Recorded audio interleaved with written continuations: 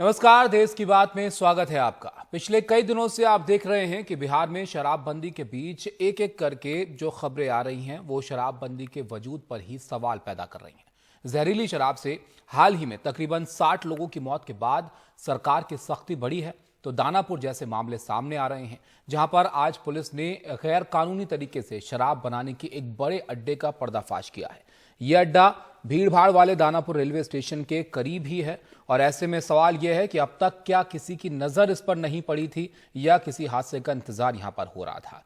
तो शराबबंदी और जो जहरीली शराब से मौतें हैं वो एक बड़ा मुद्दा यहां पर बनी हुई हैं। बिहार में शराबबंदी के मामले पर राजनीति भी जमकर हो रही है। बिहार विधानसभा के अंदर और बाहर आज फिर से शराब कांड की गूंज सुनाई दी। विपक्ष ने कहा कि ये मौत नहीं नरसंहार है, इसकी न्यायिक जांच हो और सरकार के सहयोगी सीपीआई एमएल ने भी मुआवजा दिए जाने की मांग यहां पर की है।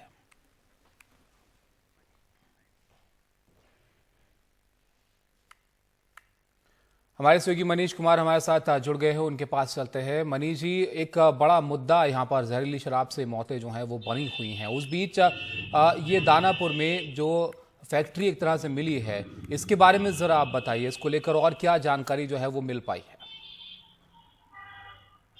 ताबिश में पहले आपको बता दूं कि अभी पूरे बिहार में अवैध शराब को लेकर छापेमारी चल रही है, जिसमें दानापुर का भी है और बिहार के कई जिलों में, खासकर छपरा में इसके छापेमारी की कई सारी एक साथ जो है रेड्स की खबरें आ रही हैं और उनके विजुअल्स भी जो है मीडिया को जारी किया गया है।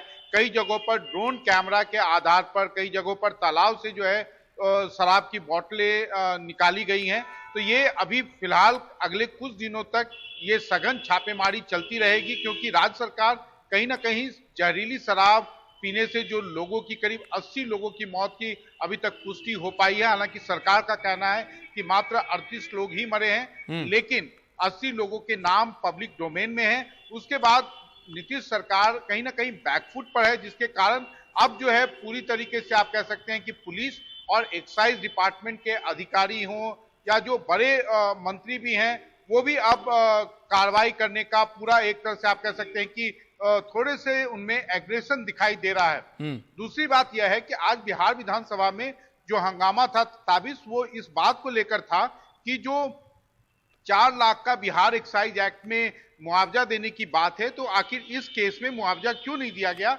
उस पर राज्य सरकार की तरफ से सफाई यह आई है कि जो मुआवजे का प्रावधान था वो इस बात को लेकर था कि जब भी शराब कांड होगा, जहरीली शराब से लोग मरेंगे, तो उस मामले में जो एक्यूज हैं, अगर वो कोर्ट से दोषी पाए जाते हैं तो उनकी संपत्ति को जब्त कर, उसकी नीलामी कर, उससे जो भी पैसा आएगा वो पीड़ित परिवार के बीच में बांटा जाएगा। लेकिन गोपालगंज की घटना के बाद हाईकोर्ट का एक स्टे ऑर्डर आ गया था, जिसके बाद इस नीति को भी आप कह सकते हैं कि ये एक तरह से ठंडे बस्ते में चला गया। ताबिश और ये क्योंकि अब इतनी छापेमारी यहाँ पर हो रही है मनीष जी, एक मामला हो जाता है तो उसके बाद जो है मुस्तैदी यहाँ पर दिखने लगती है। चलिए, अब यहाँ पर कार्रवाई होती हुई दिख रही है, तो क्या कुछ लोगों तक पहुंच पाई है पुलिस? इसके पीछे कौन है?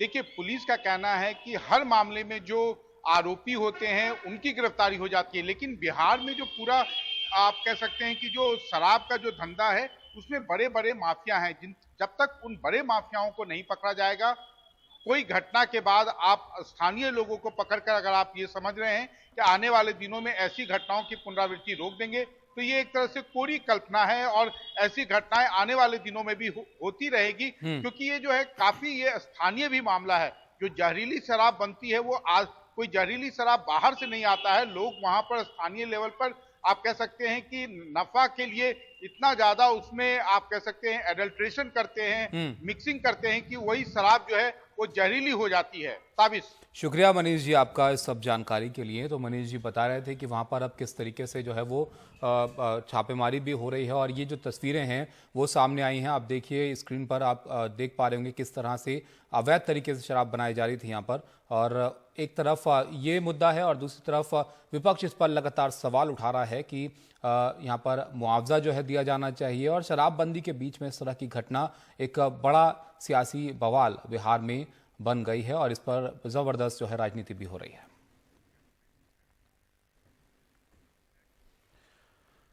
अब देखिए, बिहार शराब कांड के मुद्दे पर एलजेपी के अध्यक्ष चिराग पासवान से बात की हमारे सहयोगी उमाशंकर ने। उन्होंने बिहार की नीतीश सरकार पर निशाना साधते हुए कहा कि उनसे बिहार नहीं संभल रहा है, कानून व्यवस्था की स्थिति पूरी तरह से खराब हो गई है और ऐसे में वहां अब राष्ट्रपति शासन लागू होना चाहिए।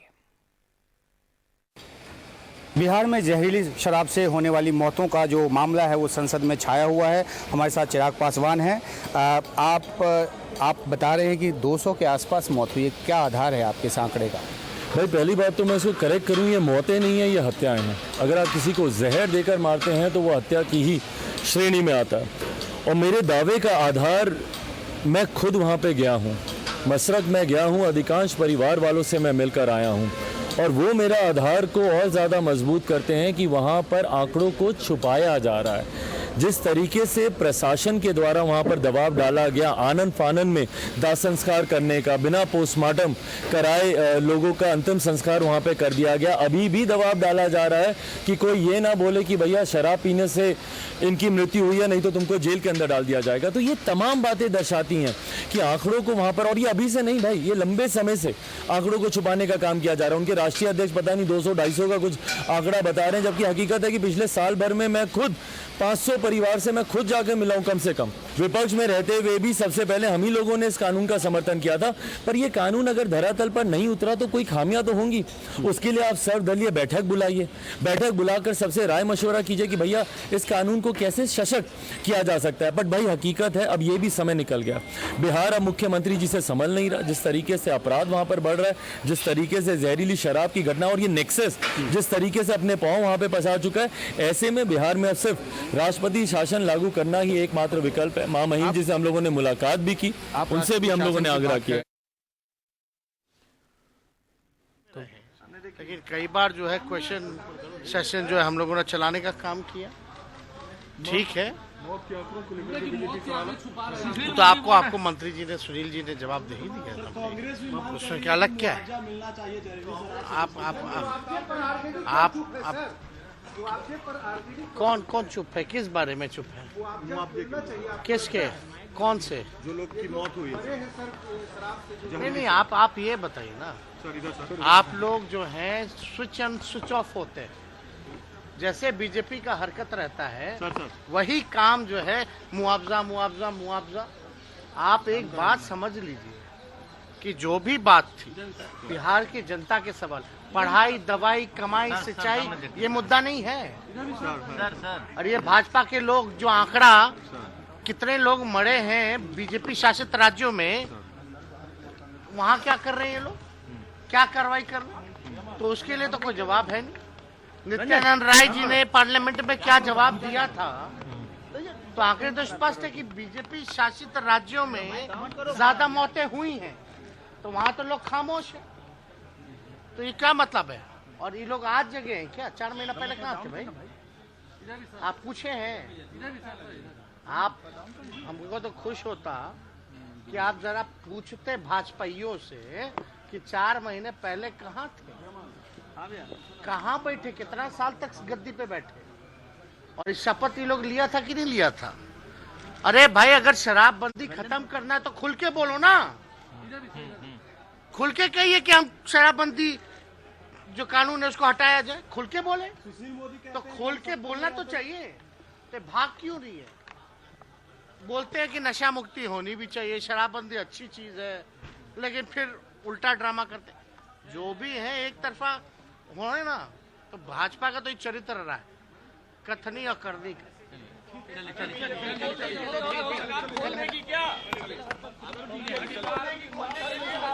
तो तेजस्वी यादव को आप यहां पर देख रहे थे, जो कि मीडिया से बात कर रहे थे शराबबंदी के मुद्दे पर ही, और उनका कहना था कि इससे पहले जब भाजपा यहां पर थी तब उनको इस बात का ख्याल क्यों नहीं आया, अब वो क्यों इस बात को उठा रहे हैं। और भाजपा शासित जो राज्य हैं वहां पर ज़्यादा शराब से लोगों की जो है मौत होती है, और यहाँ पर उनको अपना रुख साफ करना चाहिए कि वो आखिर शराबबंदी के पक्ष में है या चाहते हैं कि इसको ख़त्म कर दिया जाए।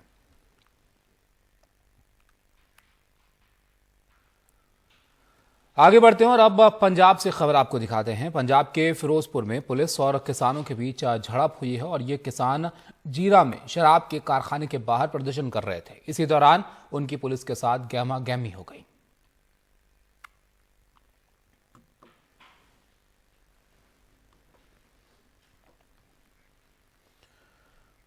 उत्तर प्रदेश के प्रयागराज में विश्वविद्यालय से बवाल की खबरें आ रही हैं। यहां पर विश्वविद्यालय के छात्र फीस बढ़ाने के मुद्दे पर प्रदर्शन कर रहे थे और इसी दौरान माहौल बिगड़ गया। आंदोलन कर रहे छात्रों और विश्वविद्यालय के सुरक्षा कर्मचारियों के बीच झड़प यहां पर हुई और पथराव हुआ और एक बाइक में आग यहां पर लगा दी गई। बाद में पुलिस को यहां पर दखल देना पड़ा।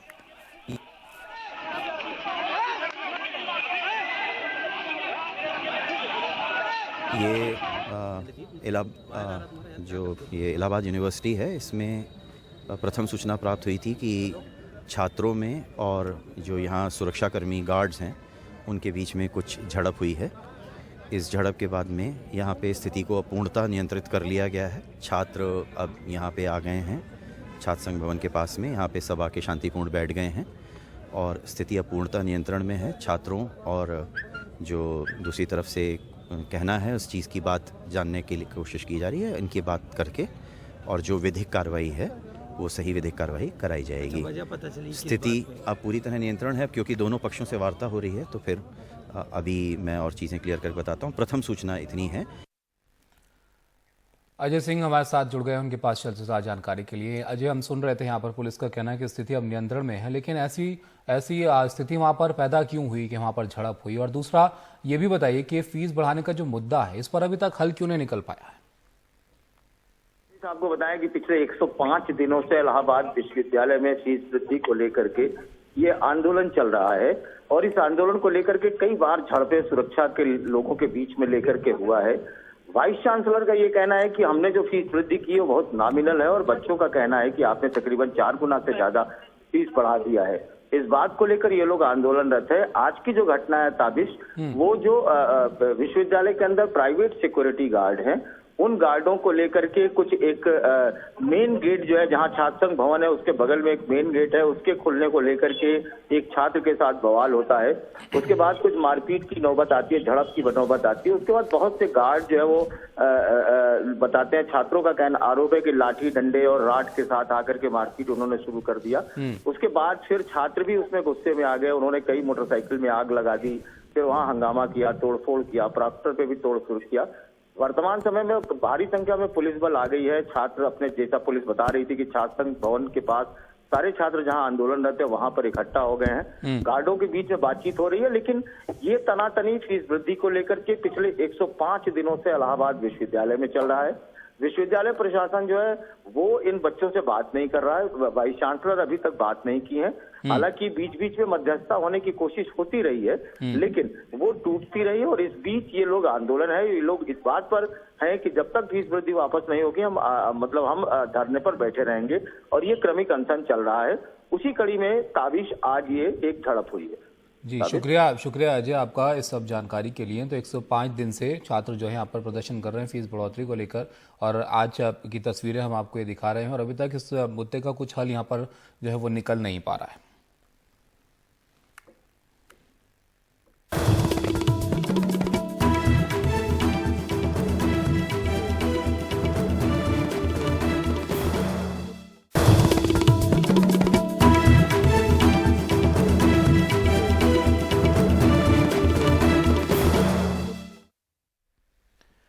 चीन से झड़प पर हंगामा थमने का नाम नहीं ले रहा है। जहां विपक्ष बहस की मांग पर अड़ा हुआ है, वहीं सरकार का कहना है कि रक्षा मंत्री के बयान के बाद बहस की जरूरत नहीं है। इस मुद्दे पर संसद में जमकर हंगामा हुआ। कांग्रेस अध्यक्ष मल्लिकार्जुन खड़गे ने कहा कि चीन बहुत बड़ा विषय है और अगर इस पर चर्चा नहीं करेंगे तो किस पर करेंगे। चीन के मुद्दे पर संसद के दोनों सदनों में सोमवार को भी हंगामा हुआ। विपक्ष तवांग में भारत और चीन के बीच की झड़प पर सदन में चर्चा की मांग कर रहा है। वहाँ पर अतिक्रमण कर रहे हैं लोगों को, हमारी जगह वो अतिक्रमण करके वहाँ पर पुल बनाए जा रहे हैं, घर बनाए जा रहे हैं, तोपखाने, कारखाने सब बना रहे हैं। लेकिन सरकार की दलील है कि रक्षा मंत्री के बयान के बाद चर्चा की जरूरत नहीं। माननीय रक्षा मंत्री श्री राजनाथ सिंह जी ने स्पष्ट रूप से अपना बयान रखा, सदन के समक्ष सब जानकारियां रखी। मैं समझता हूं उसके बाद ये विषय को विराम देना चाहिए था। उसके बदले कांग्रेस के वरिष्ठ नेता हमारी आर्मी को डिमोरलाइज कर रहे हैं। राहुल गांधी जी ने जिस प्रकार के ओछे बयान दिए उससे मैं समझता हूँ हमारे सैनिक बलों का, सेना का मनोबल टूटता है। पक्ष विपक्ष में इस मसले पर लगातार आरोप प्रत्यारोप और टकराव जारी है। विपक्ष पूछ रहा है कि सरकार छुपाना क्या चाहती है। मेरा सवाल यह है कि मोदी जी की सरकार चीन पर चर्चा से क्यों भाग रही है? क्या असलियत है जो वो छुपाना चाहते हैं? डोकलाम हुआ, गलवान हुआ, अब तवांग। और बीजेपी के एक सांसद ने लोकसभा में ये बात कही है कि चीन घुसपैठ कर रहा है। बावजूद इसके आप चर्चा से भागते हैं, क्यों? नियमावली किस लिए बनी है? जो जन सरोकार के राष्ट्रीय महत्व के मुद्दे हों, उन पर बाकी चीजों को खारिज करते हुए, मुलतवी करते हुए उस पर चर्चा हो। आज जो विपक्ष के सांसद अपनी चिंता व्यक्त कर रहे हैं 267 के माध्यम से, वो देश की चिंता है। अगर देश की चिंता को हम सदन तक पहुंचाने में नाकामयाब रहते हैं तो फिर क्या बचा संसदीय लोकतंत्र के नाम पर? अब सवाल ये है कि ये टकराव कैसे खत्म हो। रक्षा और विदेश नीति से जुड़े किसी मसले पर संसद में ऐसा टकराव देश हित में नहीं है। ये बात सरकार और विपक्ष दोनों को समझनी होगी। कोई रास्ता निकालना होगा जिस पर आम राय भी हो और जो भारतीय विदेश नीति के अनुरूप भी हो। नई दिल्ली में संसद भवन से हिमांशु शेखर मिश्रा के साथ राजीव रंजन, एनडीटीवी इंडिया।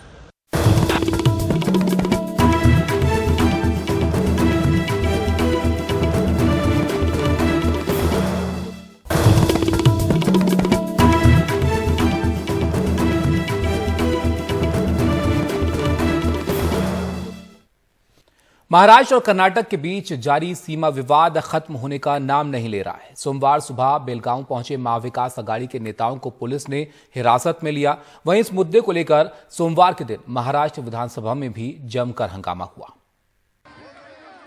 महाराष्ट्र एकीकरण समिति की ओर से सोमवार सुबह बेलगांव में एक प्रदर्शन में पहुंचे महाविकास आघाड़ी के नेताओं और कार्यकर्ताओं को पुलिस ने हिरासत में लिया। बेलगांव में कर्नाटक विधानसभा का शीतकालीन सत्र चल रहा है। दोनों राज्यों के बीच सीमा विवाद को लेकर जारी मतभेद के बीच यहां प्रदर्शन होना था, लेकिन पुलिस ने इन कार्यकर्ताओं और नेताओं को हिरासत में ले लिया। इसका असर नागपुर में चल रही महाराष्ट्र विधानसभा पर भी देखने मिला।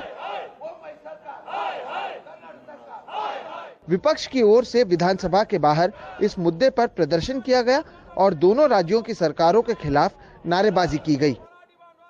कर्नाटक और महाराष्ट्र भारतवर्ष का ही हिस्सा है। क्या हम कर्नाटक में नहीं जा सकते हैं? क्या वहाँ के लोगों से नहीं मिल सकते हैं? हमारी जो भूमिका नहीं रख सकते हैं?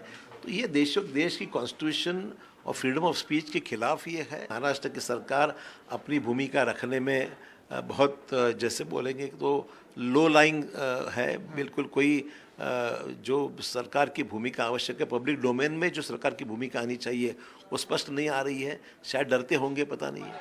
आणि म्हणून मी एकच सांगतो, या सीमावासियांच्या मागे विधानसभा के भीतर भी इस मुद्दे को उठाया गया और राज्य सरकार पर कड़ा पक्ष नहीं रखने का आरोप लगाया गया।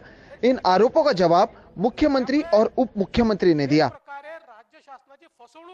गृहमंत्र्यांनी याच्यामध्ये हस्तक्षेप केला, मध्यस्थी केली आणि बैठक बोलवली। गृह मंत्री के साथ हुए बैठक में हमने महाराष्ट्र के सीमावासियों के पक्ष में ठोस भूमिका ली है।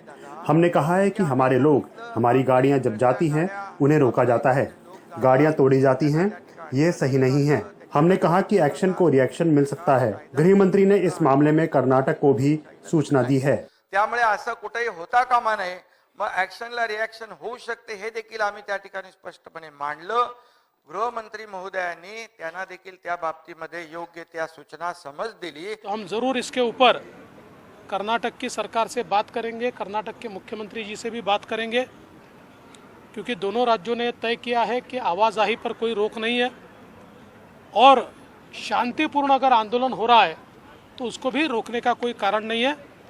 हम हमारे सीमावर्ती मराठी भाई बहन जो है उनके साथ हमारी सरकार खड़ी है। महाराष्ट्र और कर्नाटक की सीमा को लेकर बढ़ते विवाद को देखते हुए गृह मंत्री अमित शाह ने दोनों राज्य के मुख्यमंत्रियों को बुलाया था, उनके साथ बैठक की थी, लेकिन इसके बावजूद ये जो मामला है वो खत्म होता हुआ फिलहाल नजर नहीं आ रहा। एक तरफ जहां डबल इंजन सरकार की बात की जाती है तो वहीं महाराष्ट्र और कर्नाटक दोनों जगह पर भारतीय जनता पार्टी सत्ता में है। लेकिन इसके बावजूद इस मामले को लेकर कोई निर्णय नहीं निकलने के बाद अब विपक्ष और भी आक्रामक होता हुआ दिख रहा है। नागपुर से कैमरा पर्सन राजेंद्र दयालकर के साथ सोहित मिश्रा, एनडीटीवी इंडिया।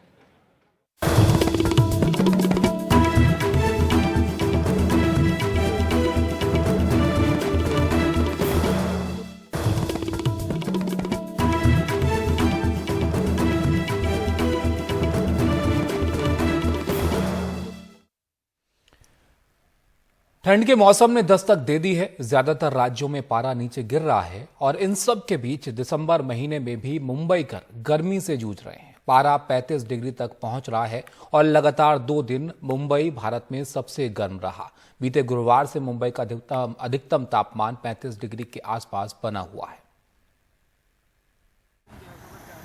कोई छतरी थामे चल रहा है, कोई चेहरे तो कोई आंखों को ढक रहा है, तो कोई आइसक्रीम, जूस या फिर शरबत से राहत पा रहा है। मुंबईकर ठंड के मौसम में गर्मी का एहसास कर रहे हैं। गुरुवार को मुंबई का अधिकतम तापमान 34.9 डिग्री सेल्सियस दर्ज किया गया था।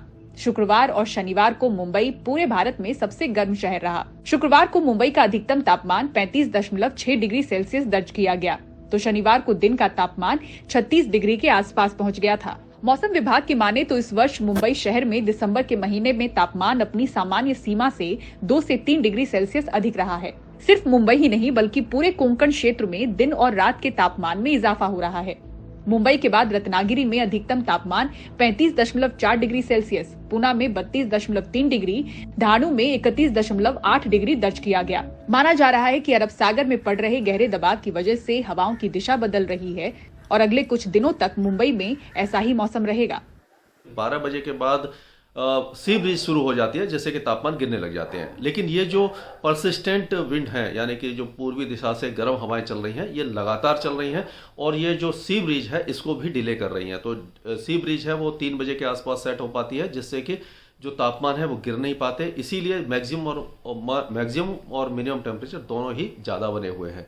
तो अभी फिलहाल कोई राहत की संभावना मुंबई को दिखाई नहीं दे रही है, लेकिन 23 या 24 तारीख से दिसंबर से जो हवाएं हैं वो थोड़ा सा बदलेंगी, उत्तर दिशा से शुरू हो जाएंगी, जिससे कि मैक्सिमम और मिनिमम दोनों टेम्परेचर गिरेंगे। मुंबई में जो मिनिमम टेम्परेचर 2 से 3 डिग्री गिर जाएगा और मैक्सिमम टेम्परेचर में भी इसी तरह की गिरावट हो सकती है। और एक और बहुत बड़ा कारण ये है कि इस बार जो पश्चिमी विक्षोभ है यानी वेस्टर्न डिस्टर्बेंस बहुत ज़्यादा कमज़ोर हैं। अभी तक कोई हैवी स्नोफॉल पहाड़ों पर नहीं हुआ है, और जब पहाड़ों पर हैवी स्नोफॉल होता है और वहाँ से जब उत्तर दिशा से जो बर्फीली हवाएं आती है तो वो कभी कभी जो महाराष्ट्र, तेलंगाना और जो पूरा इलाका है यानी कि साउथ इंडिया तक पेनिट्रेट करती हैं, जिससे कि तापमान गिर जाते हैं। तो उस तरह का एपिसोड अभी आने की में देरी है। इसका जो मुख्य कारण है वो पवन की दिशा ईस्टर्ली और साउथ ईस्टर्ली होने के कारण तथा वेस्टर्ली विंड लेट सेट होने के कारण ये तापमान में बढ़ोतरी हो गई है और आगे आने वाले 2 दिन में यही बढ़ोतरी जारी रहेगी और उसके बाद मिनिमम टेम्परेचर में महाराष्ट्र और मध्य महाराष्ट्र में और नॉर्थ साउथ कोंकण में 2 डिग्री तक ड्रॉप होने की संभावना है। बताया जाता है कि दिसंबर महीने में मुंबई शहर में अब तक का सबसे अधिक तापमान साल 1987 में 38 डिग्री सेल्सियस दर्ज किया गया था। मुंबई से कैमरामैन प्रवीण जी रोहित के साथ पूजा भारद्वाज, एनडीटीवी इंडिया।